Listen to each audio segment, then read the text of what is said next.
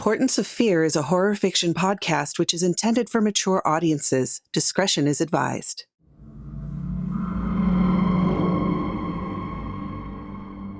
Welcome, Fearlings, to another weird and horrifying tale made just for you. I am your host, Michulhu, and I'll be your guide into the macabre and mysterious. Tonight's story makes us wonder if we can trust our senses in Eyeless Stare. Before we get started, take a moment to like, subscribe, and ring that notification bell so you don't miss a single terrifying story. The nightmare began with a frantic phone call from his sister Kate at 3 o'clock a.m. Louise's parents had burned alive in a huge house fire. The funeral was full of tension. Louise's wife, Anne, looked at her watch every 5 minutes. She didn't deal with emotion well and never really got along with Louise's family in the first place. Kate felt like she was being disrespectful, and Louise had to run interference all day. Meanwhile, he knew what the real issue was, why his sister was on edge. Sure, she thought Anne was a cold-hearted jerk, but it was their father that Kate was thinking about.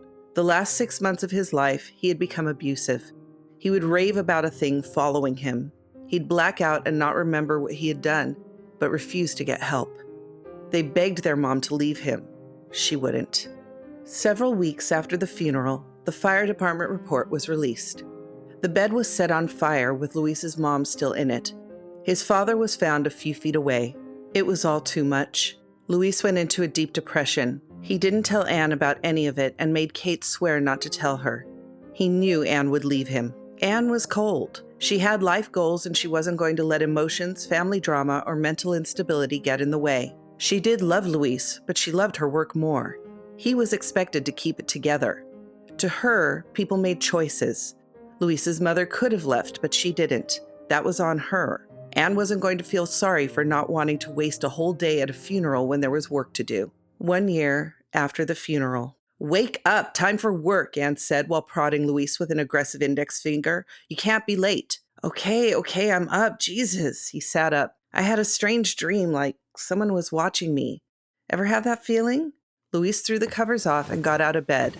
She was right, though. He had a marketing meeting on the third quarter's earnings reports that he was running. "No," she replied flatly. She was already dressed in a pencil black skirt, light blue blouse, and black heels that Louise felt were too high for office work but did make her look amazing. He tried to hug her, but she walked away. "I'm going. We're talking to Corten Technologies about their case today. I'll be home around 8. She headed for the door. "Okay, I'll have dinner ready." "No need. Isaac and I'll grab something while we work." Again? Louise had been hearing that name a lot lately. "Yes, he's a partner in the firm. We work together, and I'm not a fan of the jealous tone. Bye." The door shut. "Love you," he sighed. As Louise showered, his mind wandered to the strange dream last night.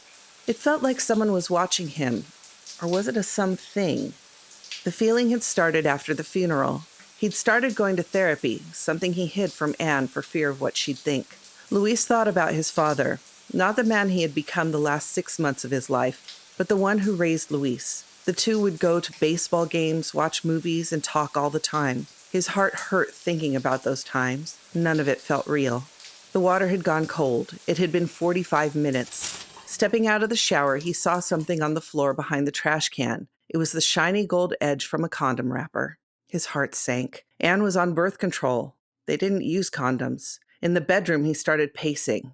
"It's Isaac. It must be. She spends all her time with him at work, and I guess in our house when I'm gone. Is she leaving me? We haven't had sex in at least 6 months, but she never wants to talk about it." He became agitated, and then he thought he had caught a face watching him from the corner of the room.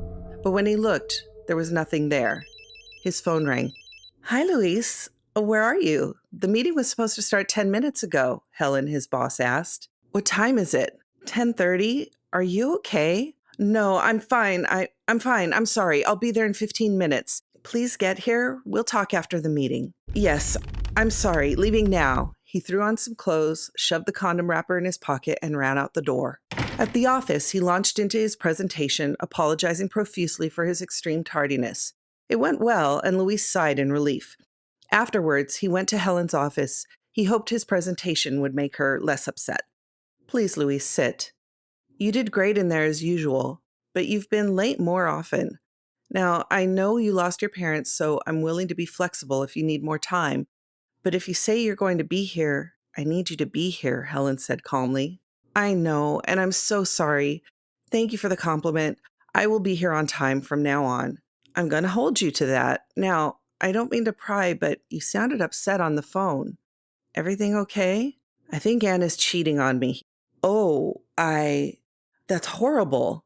Sorry, I shouldn't dump personal stuff on you. I'll deal with my private life on my own time. Helen sat silently thinking. She liked Luis and wanted to be helpful, but also didn't want to cross a professional line. Helen was a tall, muscular woman with dark brown skin, light brown eyes, and braids that went down her back. Her features were stunning, and she would often catch men staring at her. Luis never did, though. He always looked her in the eye. She liked that about him. Luis thought Helen was a fair boss, never asking anyone to do anything she wasn't willing to do herself. She never raised her voice. She just commanded respect through her vibe. Luis looked up to her. Maybe that's why he told her about Anne. He wasn't sure. She recovered from her initial shock. Jesus, Luis, you drove to work with that on your mind? We could have rescheduled, she said. It's okay. I'm okay. Damn, I don't know. I'm trying to keep it all together, to be honest. He felt eyes on him from the corner, but nothing was there. He ignored the feeling as best he could. Luis, no, that's not... We don't need to talk about this. I shouldn't have told you, really, Luis said as he squirmed in his chair. Luis, I know we only have a professional relationship, but I think we respect each other. I agree, he looked at his knees. My job, as I see it, is not just making sure the company is doing well, but that my employees are doing well. This kind of news would be a blow to anyone's mental health, and you know it. I think you should take some time off. He felt like the eyes in the corner were now closer. It felt like someone was right next to him. He looked. There was nothing there. I don't want to go home right now. I need the distraction. I need to figure out what I'm going to say. How do I even ask? You've never met Anne. She's hard to read. Plus, what if I'm wrong? I can't just accuse her of cheating. What proof do you have? I found part of a condom wrapper on the bathroom floor, Luis said. She's cheating. God damn it, Luis folded into the smallest version of himself possible. I'm sorry, that was harsh. Maybe I'm wrong. Helen felt she had been too personal and tried to adjust. No, you're right. I knew it when I saw it. I don't want to go home and sit in an empty apartment and think about what she did with him. If you want to stay and work, I understand. But if you need to leave, let me know, she said, smiling. Thank you, he said while quickly leaving. That was awkward, he thought. He went back to work. He was lucky to have his own office. While typing, he felt it again. Something was watching him from the corner. He looked, and there, just for a moment, was a creature with a white, wax-like face. It had an unnerving grin and two black pits where its eyes should have been. The creature's body floated a full 2 feet off the ground. It had no legs, its torso was covered in gray rags, and it had 4 skeletal arms. Luis screamed. His coworker Rob rushed through the door. Are you okay? Luis was breathing heavily when he looked back to where the creature had been. It was gone. Yeah, I'm fine. Sorry, I need to head out. Can you let Helen know? Tell her I'll call her later. Yeah, sure, man. You sure you're all right? Rob inquired. Luis just nodded as he headed out the door. Luis called his therapist from the elevator. Hello, Connie? I need to see you right away. He arrived at Connie's home office 30 minutes later. Connie was Japanese, in her late 60s, and stood about 5 feet 4 inches tall. She had long white hair that she put up in a bun and sported colorful, large-rimmed glasses. Her office had a glass sliding door that went to the backyard. Thank you for working me in, Luis said as he took a seat. Of course. What's going on? Where to start? Anne is cheating on me, and I saw a weird creature that just stares at me. Then he proceeded to explain everything. Connie wrote in her little notebook.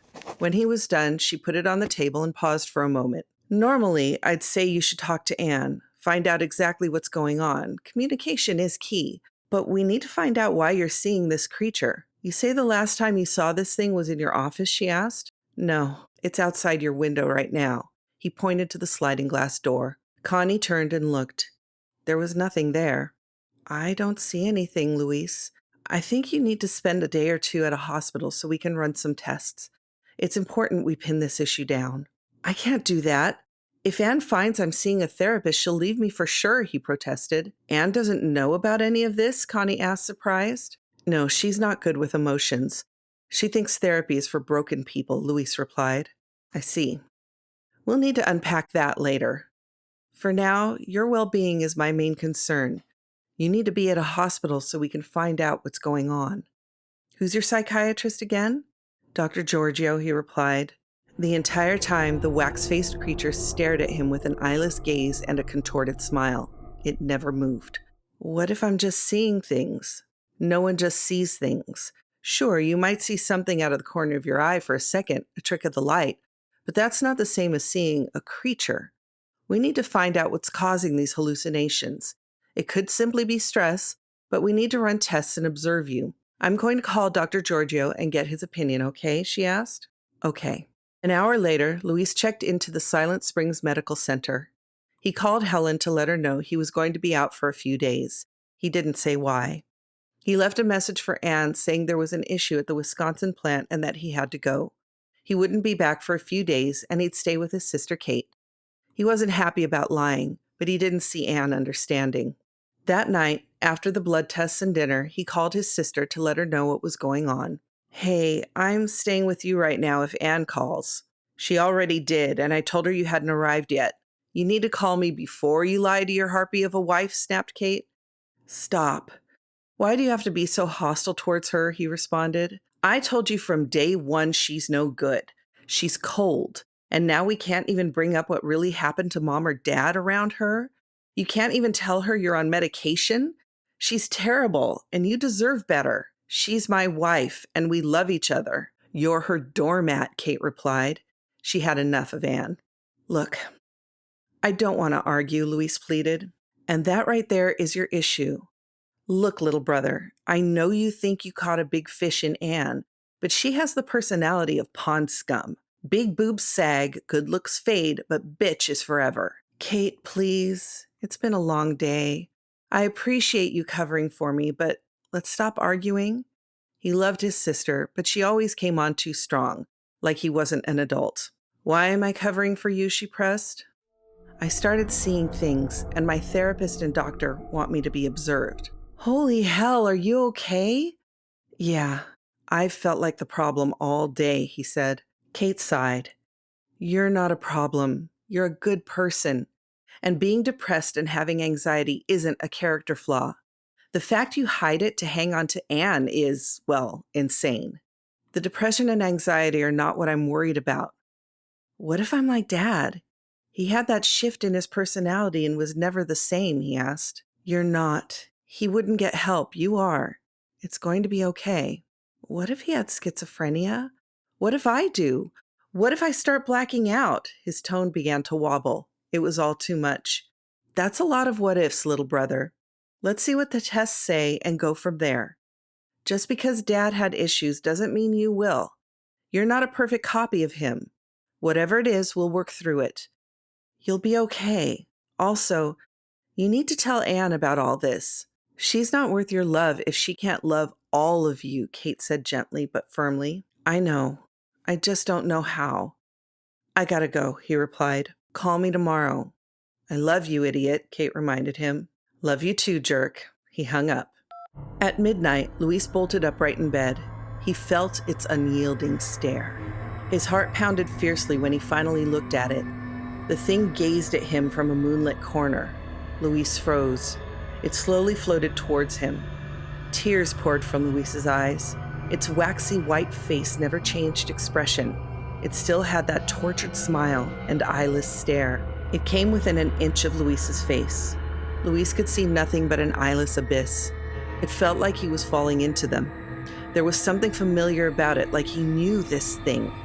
It radiated hate. Luis blacked out. He woke to a man entering his room. Hi, Luis. I'm Isaac. We haven't met yet, but I'm banging your wife, he said with a smile. What the hell are you doing here? Luis's blood boiled. No need to get angry, friend. Just checking in on you. I wanted to say thank you. Your low skill in the bedroom has Anne thinking I'm a god. Did you know that she can have orgasms for like hours? Of course you didn't. I can drive her nuts. The room started to spin. Luis was starting to lose control. He'd never been this mad. Now that you're in the loony bin, she's mine 24/7. Isaac's words were drenched in smug superiority. Luis flew from the bed, crashed into Isaac, and started beating him senselessly. His fists landed with explosive force. The sound of bones breaking and screaming rage alerted the hospital staff. 3 nurses rushed in to restrain him, plunging a needle into his neck. Luis collapsed. 3 months later, Luis sat in court. Isaac was never in his room at Silent Springs. The whole interaction was a hallucination. He had attacked a nurse named Peter and almost killed him. Though the tests were inconclusive about what was causing these illusions, he was sure it was the same thing his dad had. He pleaded guilty to battery and waived his right to a trial. Helen had to let him go. He could tell she didn't want to, but her hands were tied. Anne ghosted him, ignoring his calls. After a week, he gave up. She was a lawyer. He was sure she knew all the details. Kate flew out several times. He could tell she was worried. Luis was the last family member she had. He told the court about the hallucinations, his parents' deaths, and that he needed help. He apologized to Peter and his family for the attack. He felt so ashamed. He wanted to be put away until he knew it would never happen again. The judge agreed with him and was merciful. She concluded that Luis would be better served in a state mental institution rather than prison. He was given 3 years. Arriving at his new home, he was asked to speak with the head of the facility, Dr. Birch. "I know this is your first day, but I'm afraid I have some bad news." The doctor passed a folder to Luis. "What's this?" "I believe it's divorce papers. I'm sorry to have to be the bearer of bad news." Luis had known this was coming. He knew she would leave him. There was a letter. "Luis, it seems like your years of violence have come to a head and you're where you should be. I thought I was the only one who knew your rage. I wish I had been brave enough to stand up to you, but I wasn't. Because of that, you've hurt someone besides me. I've left the details of your behavior out of the divorce papers, but if you do not sign, I will be forced to say something. Please, if you love me at all, never contact me again. Serve your time, become a better person, and pay your debt to society. Once I loved you, and that love is why I'm not going to take this further, but again, only if you get help. All the details are below. Goodbye, Anne." All the color drained from Luis's face. How could she lie like that? It doesn't matter, he thought. It was over. Nothing to do but let her go. "Again, I'm sorry, Luis. I've been divorced twice. It's not easy." "Do you have a pen?" he asked. Dr. Birch paused, wondering if a pen was about to be used as a weapon. He'd been in more than his share of tussles with disoriented patients. Yeah, here." Luis signed it. With a wave of the pen, he was divorced. "I finally lost everything," he thought. He got situated to his new life at the facility, going to sessions, taking tests, and downing pills. It was like he had been reborn into a life not his own. It all felt alien. The creature would appear every night, staring at him. One night, after 6 months, he had enough. "What do you want? What the hell could you want? You come here every night. Why?" he yelled. It did nothing. It just smiled and stared. "You're not real. I know it. I'm not going to let you ruin my life anymore." It just kept smiling and staring. "If your plan is to kill me, do it already," Luis demanded. It didn't respond. It just floated there. Luis snapped, jumped out of bed, and ran headlong into the creature. It grabbed Luis easily with its 4 arms, keeping him at bay, then vanished. Luis fell to the floor crying. He had tried ignoring it, but those eyeless holes bore into him. He had to tell someone. He needed help. "That's it. Everything since the day I found out Anne was cheating on me," Luis said. Dr. Murphy wrote in his notebook, "Why not just tell us that you started seeing the creature again? It's been in your room every night?" "Yes, every night. I attacked it last night and it disappeared. It's real. I think it's what was haunting my dad," Luis explained. "You don't know what your dad was going through mentally, and guessing is not going to help. We can't help you if you don't tell us everything." "I know. This creature is a hallucination. It's a manifestation of your guilt for not saving your mom, your parents' deaths, losing a father you idolized to a mental breakdown, and your ex-wife's infidelity. It's all tied together. I promise you it's not real, even if it seems like it is," Dr. Murphy said. "No, you're not listening to me. It's real. You just can't see the damn thing for some reason. But it's right next to you," Luis pointed. Dr. Murphy looked. There was nothing there. "No, it's not. See?" The doctor waved through the creature. It shimmered for a moment. "I would have hit it if it was real. What you are seeing is just in your head, Luis. Look, this was a good start. We'll build on the work you did today." Dr. Murphy closed his notebook. I knew you wouldn't believe me. I believe you see a creature, but I know it's a hallucination. I promise we will help you, the doctor assured him. And so it went. Every day, Luis went to therapy, and after a few months, the creature finally disappeared. Dr. Murphy was right. It was all in his head. 3 years of his life were gone. Just days before he was released, Helen visited. She had been to see Luis several times to give support. It was nice having a friend. She listened, never passing judgment. In the end, he told her everything. Hey, you look good. It's the final week. Are you excited? She asked. Yeah, but also nervous, to be honest. I'll be starting from scratch. Well, not completely. That's why I'm here today, she said with a smile. What do you mean? How would you like your old job back? I don't know what to say. Are you sure you want me back? Yes, a lot has changed. I'm now the CEO, the company has grown, and I need your experience to take things to the next level. I know you're the right person for the job. Luis was full of excitement. It was the first good news he'd had in what felt like forever. Yes, thank you, Helen. You're amazing. You're welcome. Oh, here, she handed Luis an envelope. It's a signing bonus. Help you get back on your feet. Call me when you get settled and we'll get you into your new office. Again, thank you. It's more than I deserve. You need to stop thinking that way. You deserve this. She shook his hand and left. He couldn't believe it. In fact, he waited to see if the creature was going to appear. The creature is not real, he repeated to himself. He moved into a small apartment and started rebuilding his life. Luis even got a cat he named Senor Snuggles. Things were good. Another year passed. Luis was working late at the office, looking over files for the next project. Suddenly, there was a knock on his door. Helen stood at the opening with a concerned look on her face. Anne is here.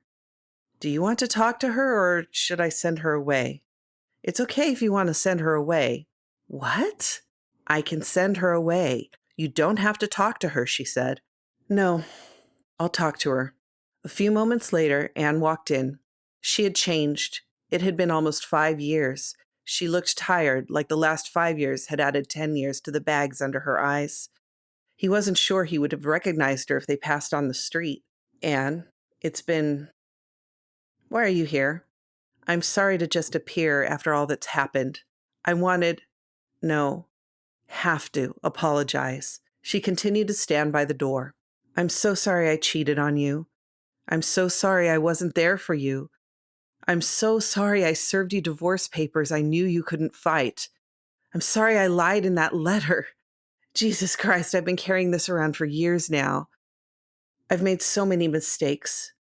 You were the best person I've ever had in my life, and I messed it up. She walked a few steps into the room. Isaac left me. He started sleeping with his assistant a month after we moved in together. She sat down across from him. Tear-driven mascara trails ran down her face. I can't accept your apology. I loved you with all my heart, and you betrayed me. As for Isaac, if he was willing to sleep with a married woman, did you really think he'd be faithful to you? She looked away from his gaze. I understand, and you're right. What I did was unforgivable. I just had to let you know that I was sorry. She stood up and walked to the door. Not looking back, she continued, I didn't know what we had till it was gone. That's on me. Enjoy your new life, Luis. Then she was gone. That's when he saw it. The creature was in the hall across the way, its eyeless stare boring right into Luis's soul again, mocking him. Luis went into a rage. Hijo de puta, he screamed as he bolted into the hallway, punching the creature straight in its grinning face. It fought back, clawing at his flesh. Luis didn't care. He kept throwing punches at the grinning horror's wax-white head until a crack formed down the center. Blood was cascading from dozens of wounds all over his body, but the adrenaline fury fueled his attack. With one final punch, he broke the creature's face in two. There was nothing behind the mask. Its gray, rag-covered torso fell to the floor. Two arms grabbed him from behind and pulled him away. Stop, Luis, stop! Anne screamed. Luis finally stopped attacking. What have you done? I'll call 911. Luis started to calm down and looked at the creature. It had changed. He looked closer. It was Helen. She lay on the floor gasping for air. Blood sputtered from her lips with each strained breath. I'm sorry. I'm sorry. I'm sorry. Please. I thought you were... Please, God, no. Anne, hurry, Anne. She's dying. Tears streamed down his face. There was a gentle tapping at the window. He knew what made the sound. It's not real. It's not real. God, please help me, please. Helen grabbed Louise's hand. She tried to say something. Helen, don't try to talk. Help is coming. I'm so sorry. Finally, he looked up. The creature floated just outside the window. They were 10 floors up. Its hideous, eyeless, wax-like face stared back at him. He knew what he had to do. Grabbing a nearby letter opener, he ripped his eyes out. Anne screamed, "No!" as he plucked them out of his skull. Time passed. Louise sat in a room, glasses covering his eyeless stare. Helen met Anne at the door to Louise's room as she watched him. Any change? Helen had evidence of the attack scrolled across her face. No. The doctors say his brain is functioning normally. He just won't respond to stimulus. Whatever happened that night, it broke something that won't heal. She turned towards Helen. How is physical therapy going? Slow. Can't wait to ditch this cane. Have you talked with Kate? I'm not her favorite person, so I keep my distance. I know she was here yesterday. I need to ask, after everything, why come here? And why are you nice to me? I drove him to this. Luis is my friend. He needs me. As for you, I don't think you made this happen, though you didn't help. I also think you've changed, so I'm giving you a chance. She looked back at Luis. I can't help but feel like you both need a friend right now. I appreciate that. She looked back at Luis, just sitting in a chair, not responding to the world around him. Helen continued. I believe Luis was attacking whatever was haunting him, not me. I watched him tear his eyes out when he stood up. Then he lifted them up in the air like an offering. It's burned in my brain. He didn't scream or flinch or anything. He stood there, eyeballs in hand. That's when I passed out. Helen looked back to Anne. While he was in the hospital, he told me that he hallucinated like his dad. He said there was a creature or ghost that taunted him every night. I think they were both being haunted by the same thing. When his dad died, it moved to Luis, she said with confidence. Anne looked at Luis again. She wanted to know what he was thinking. She replied to Helen, I just remember screaming when I saw what he was doing. Everything else is a blur. You really think a ghost drove him to do all this? Yes. Otherwise, they would have found his eyes. Wow, I didn't see that coming. Tell me, do you think ghosts are real? Be sure to tell us in the comments. If you liked this Portents of Fear tale, consider joining our Patreon. There's a link in the description below. Want more horrific stories? Click on one of our other episodes on your screen now. Good night, Fearlings. Sleep well, if you can.